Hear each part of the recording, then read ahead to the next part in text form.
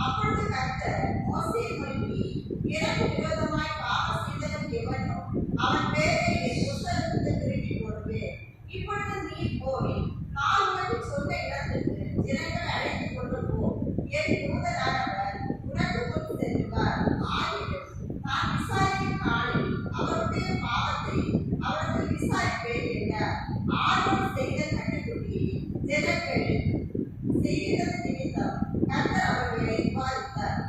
நம்முடைய பிதாவாகிய தேவனாலும் குமாரனாகிய இயேசு கிறிஸ்துவினாலும் உங்களுக்கு கிருபையும் சமாதானமும் உண்டாவதாக.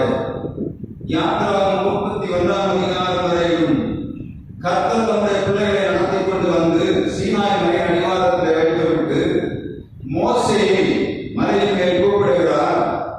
ஆண்டவர் தன்னுடைய நியாயப்பிரமாணத்தை கட்டளை கொடுக்கும்படியாய் அவனிடத்தில் சொல்லும்படியாய் ஆண்டவர் அவனை அழைத்துக் கொண்டு போகிறார். யாத்திராகமம் 32ஆம் அதிகாரத்தில் 4 முக்கியமான மனிதர்களுக்கு சொல்லப்படுகிறது. நாம் யாத்திராகமம் 32ஆம் அதிகாரத்தை வாசிக்கும் போது ஆண்டவர் ஜனங்களை பாதித்தார். ஏன் பாதித்தார் என்று பார்ப்போம் என்று சொன்னார். ஆரோன் செய்த அக்கிரமம், ஆரோனுடைய துணிகரம், ஆரோனுடைய பொய், ஆரோனுடைய குற்றச்சாட்டு, இவைகள் இந்த வேதத்திலே அதிகாரத்திலே ஆண்டவர் சொல்லி வைத்திருக்கிறார்.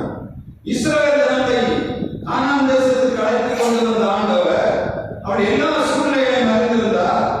இந்த 40 நாட்களுக்குள்ளாக ஜனங்கள் எங்களுக்கு முன் செய்யும் தெய்வங்கள் எங்களுக்கு வேண்டும் என்று சொல்லி கேட்கிறதை நாம் பார்க்கிறோம். யாத்திராகமம் 32ஆம் அதிகாரம் 1ஆம் வசனத்திலே கர்த்தருடைய வார்த்தை சொல்கிறது. மோசே வர தாமதித்த போது ஜனங்கள் மோசேயிடத்திலே கேட்கிறார்கள், எங்களுக்கு முன் செல்லும் தெய்வங்களை நீர் உருவாக்க வேண்டும். 40 நாளுக்குள்ளே ஜனங்கள் ஆண்டவர் நடத்தி கொண்டு வந்து அவரை வாழ்ந்து கொண்டார்கள்.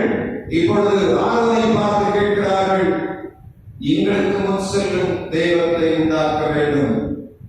ஆரோனிடத்தில் ஜனங்கள் கேட்கும் போது ஆரோன் செய்த காரியங்கள் 32ஆம் அதிகாரத்தில் எழுதப்பட்டிருக்கிறது. அதே போல கர்த்தர் செய்த கொடுத்த தண்டனையும் எழுதப்பட்டிருக்கிறது. மோசேயின் குணாநலங்களையும் இந்த நேரத்தில் மோசே செய்த காரியங்களை ஆண்டவர் எழுதி வைத்திருக்கிறார். ஆரோன் தேவனால் அழைக்கப்பட்டவன், ஆண்டவருடைய பணியை செய்யும்படியாக வந்தவன். இஸ்ரவேல் நடத்தி கொண்டு வரும்போது ஆசரிப்பு கூடாரத்தின் பணிகளை செய்யும்படியாய் ஜனங்களை ஆண்டவரை சேவிக்கக்கூடிய முறைகளை கற்றுக் கொடுத்து அவர்களுக்காய் திறப்பின் வாசல் நிறுத்தும்படியாய் ஆரோனை தெரிந்து கொண்டு வந்தார். ஜனங்கள் வருகிறார்கள். ஜனங்கள் வந்து அவரிடத்திலே போராட ஆரம்பிக்கிறார்கள். நீர் எங்களுக்கு இந்த காரியத்தை செய்ய வேண்டும் என்று சொல்லி அவர் கேட்கும் போது ஆரோன் செய்த வேலையை இங்கே வேதம் எழுதுகிறது. ஆரோன் துணிகரம் கொண்டு ஒரு காரியத்தை செய்கிறார். யாத்திராகமம் 32ஆம் அதிகாரம் 2-3 வசனங்களே கர்த்தருடைய வார்த்தை சொல்கிறது. ஆரோன் அந்த ஜனங்களிடத்திலே செய்யக்கூடாது என்று சொல்லவில்லை. அவன் சொல்லுகிறான், உங்கள் கழுத்தில் இருக்கிறத கொண்டு வாங்க, உங்கள் காலில் இருக்கிறத கொண்டு வாங்க, நீங்கள் கொண்டு வந்தால் நான் உங்களுக்கு முன் செல்லும் தெய்வங்களை உண்டாக்குவேன் என்று கேட்கிறான். வசனம் சொல்கிறது, ஆரோன் முதலாவது அவரை தடை பண்ணவில்லை. இவன் பொய் சொல்கிறதை நாம் பார்க்க முடியும். முதலாவது அவர் கொண்டு வர சொன்னான். ஆரோனுடைய துணிகரம் என்ன? அவன் ஆண்டவருடைய சமூகத்தில் போய் விசாரிக்காதபடி அவனே காரியங்களை செய்யும்படியாய் எடுத்து விட்டான். சமஸ்த இஸ்ரவேலர்களும் 3000 பேர் ஒரே நாளில் சாகும்படியான கிரியையை ஆண்டவர் அழைக்கப்பட்ட ஆரோன் செய்த தகராறு, அவன் செய்த துணிகரத்தினாலே உருவாவதை 32ஆம் அதிகாரம் எழுதி வைத்திருக்கிறது. ஆரோனுடைய முதலாவது காணப்பட்ட ஒரு குணம் 32ஆம் அதிகாரத்தில் எழுதப்பட்டிருக்கிறது. துணிகரம். ஆண்டவருடைய காரியத்திலே அவருடைய வார்த்தை இல்லாதபடி செய்யும்படியாய் அவர் துணிகரமாய் இருக்கிறதை கர்த்தருடைய வார்த்தை சொல்கிறது. இரண்டாவதாக இந்த அதிகாரத்திலே ஆரோன் பொய் சொல்கிறவனாய் இருந்தான் என்பதை கர்த்தருடைய வார்த்தை எழுதி வைத்திருக்கிறது. யாத்திராகமம் 32ஆம் அதிகாரம் 4ஆம் வசனத்திலே அவன் ஜனங்களை கூப்பிட்டு அவனிடத்தில் கொண்டு வந்த பொருளை எடுத்து வசனம் சொல்கிறது, அவன் சிற்பக்கருவியை வைத்து உருப்பிடித்து ஒரு கன்றுக்குட்டியை வார்ப்பித்தான் என்று கர்த்தருடைய வார்த்தை சொல்கிறது. ஆரோன் சும்மா செய்யவில்லை. அவன் கன்றுக்குட்டியை வடிவமைத்து அதை சிற்பக்கருவியை கொண்டு வந்து அவன் மோல்டை ரெடி பண்ணுகிறான். மோல்டை ரெடி பண்ணி தங்கத்தை எடுத்து வார்த்து அதை உருவாக்குகிறான். ஆனால் மோசே வந்து கேட்கிறான், ஏன் இந்த ஜனங்கள் இதை செய்தார்கள் என்று சொல்லும்போது 32ஆம் அதிகாரம் 22-24 வசனத்திலே அவன் சொல்லுகிறான். 32ஆம் அதிகாரம் 24 வசனம். அப்பொழுது நான் உன்னுடைய உடையவர்கள் எவர்களோ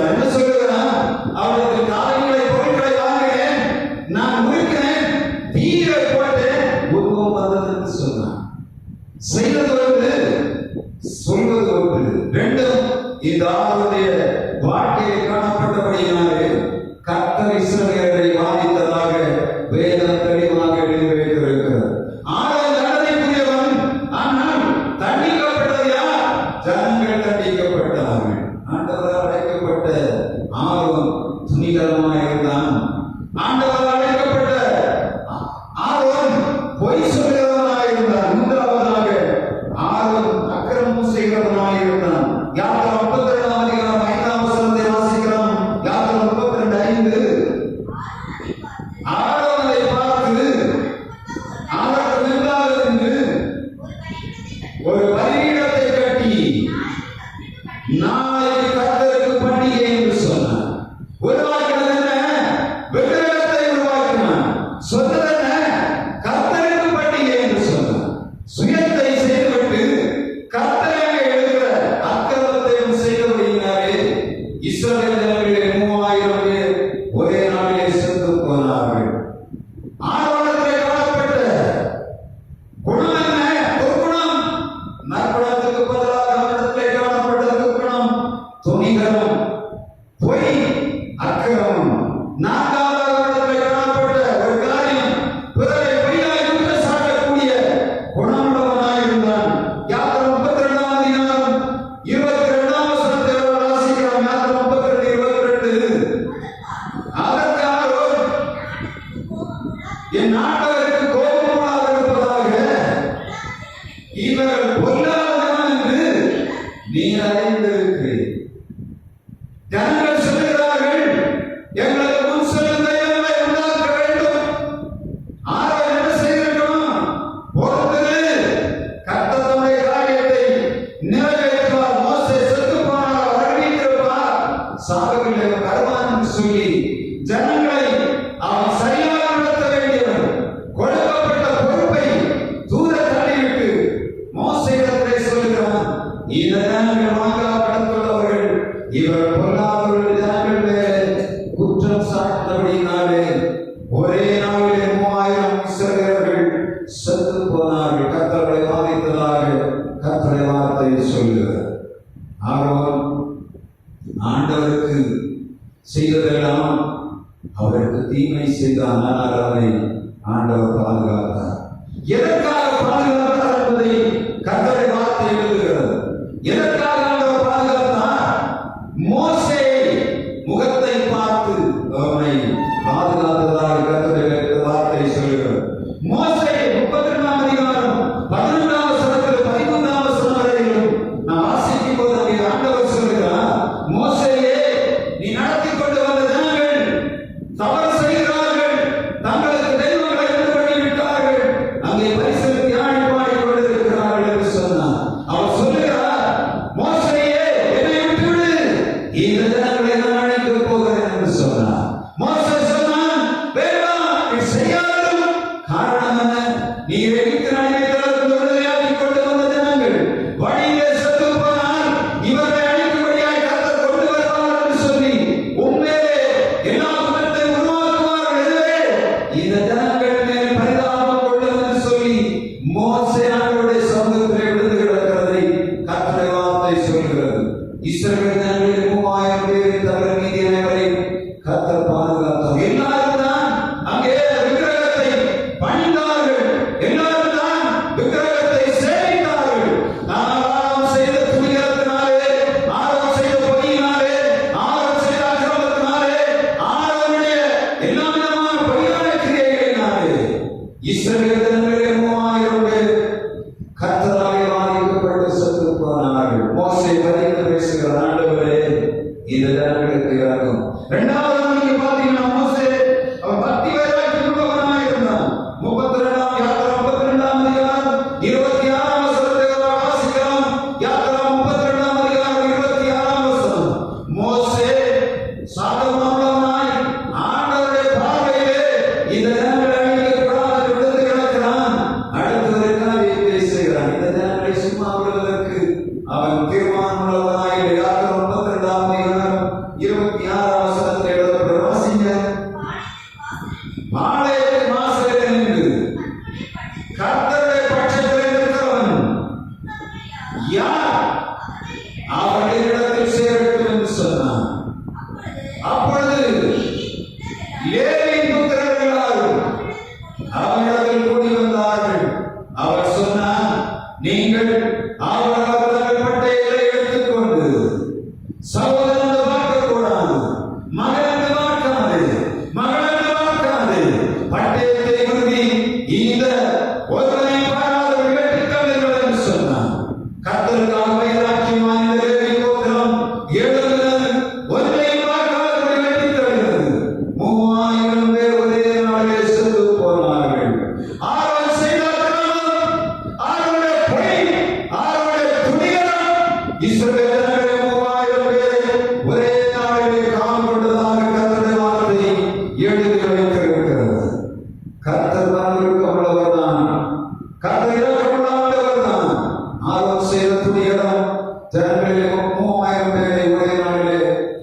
செய்து 32ஆம் அதிகாரம் யாத்திராகமம் எச்சரிப்பாய் எழுதப்பட்டிருக்கிறது.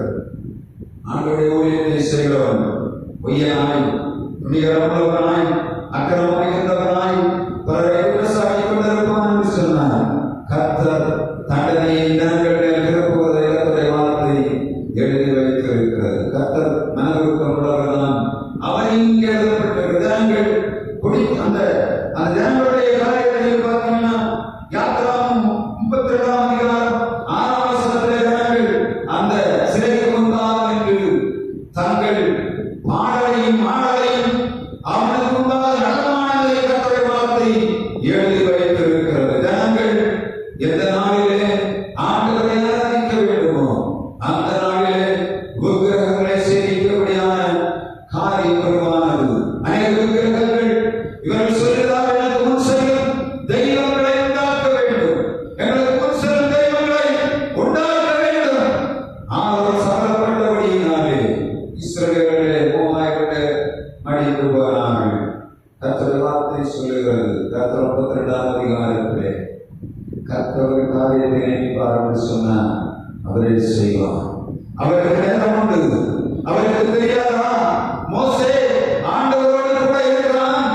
அவர் சொல்லுகிறார், நீ நடத்தி கொண்டு வர ஜனங்கள் பாவம் செய்தார்கள் என்று சொல்லுகிறார். இதுவரையிலும் நான் ஒரு தேவன் என்று சொன்னவர். அவர்கள் வளர்த்த கையினாலே இந்த எழுத்து நடைபெற்றத்தை விடுதலையாக்கி கொண்டு வந்தேன் என்று சொன்ன ஆண்டவர் அவர்கள் பாவம் செய்த போது சொல்லுகிறார், நீ நடத்தி கொண்டு வந்த ஜனங்கள் என்று சொல்லுகிறார். எவ்வளவு ஆண்டவர் மோசேக்கு அந்த காரியத்தை சுமத்துகிறார். மோசேயோடு அவர்கள் செய்யவில்லை, ஆனால் கர்த்தர் ஜனங்களை தண்டிக்கிறதை நாம் பார்க்க முடியும். அதற்கு பின்பாகத்தான் ஆண்டவர் அநேக காரியங்கள் சொல்கிறார். நான் இவரோடு நடக்க மாட்டேன், இவர்களை அடித்துவிடபடியாக இடத்தில் விட்டுவிடு என்று சொல்கிறார். மோசே போய் இடத்தில் கிடந்த ஆண்டவரை அவர் சொல்கிறார், மோசையை பார்த்து சொல்கிறார், இவர்களை நான் அழைக்க போகிறேன். ஆண்டவர் சொல்கிறார், மோசே போய் சொல்கிறார், நீ எழுதி வைத்திருந்த புஸ்தகத்தினுடைய பெயரை விலக்கி போடும் என்று சொல்கிறார். அவர் சொல்லுகிறார், இந்த யாத்திராகமம் 32ஆம் அதிகாரத்திலே கர்த்தர் சொல்கிறார், 32ஆம் அதிகாரம் 32ஆம் வசனத்தை வாசி. 32ஆம் வசனம், ஆகிலும்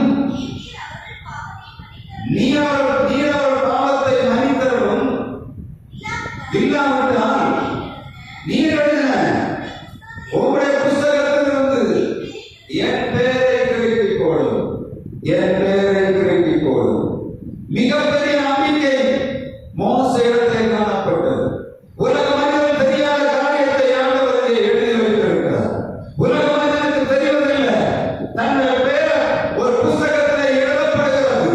நன்மையாவது தீமையாவது அவன் செய்த கிரியைக்கு தக்கதாக மறுமை அளிக்கும்படி ஆண்டவர் வருவார் என்பதை ஆண்டவர் வெளிப்படுத்தின விசேஷம் 22ஆம் அதிகாரம் 12ஆம் வசனத்திலே எழுதி வைத்திருக்கிறார். புதிய ஏற்பாட்டின் அன்பாய் நமக்கு எழுதி வைத்திருக்கிறார். மோசேக்கு எப்படி தெரிந்தது? அங்கே ஒரு புஸ்தகம் எழுதப்படுகிறது. அந்த புஸ்தகத்திலே நன்மை செய்கிறவனை நன்மையாக எழுதுகிறார், தீமை செய்கிறவனை தீமையாக எழுதுகிறார். அவன் செய்கிற காரியங்களை ஆண்டவர் புஸ்தகத்திலே எழுதுகிறார்.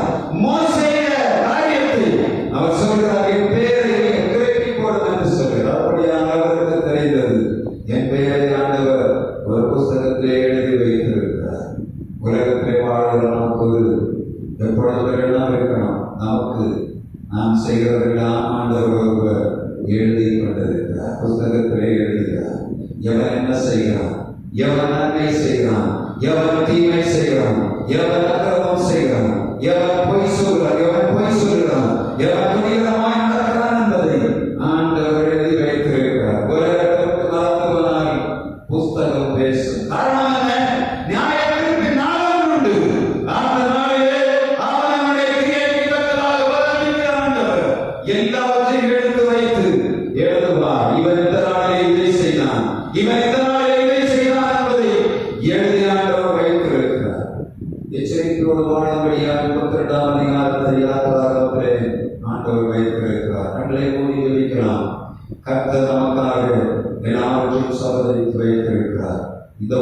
வேலை செய்கிற நன்மைக்காக உரிமைக்காக தக்க பலனை அடையும்படிக்கு நாம் எல்லாரும் நாள் கிறிஸ்து நியாயசனத்துக்கு முன்பாக நிற்க வேண்டும் என்பதை உணர்வோடு வைத்து நாம் பாடுவோம். அதை தொடர்ந்து 25 வருடங்களை நடத்துவாராக. நம்மிடத்திற்கு ஒரு பாடலை பாடும்போது காணிக்கை செலுத்தலாம்.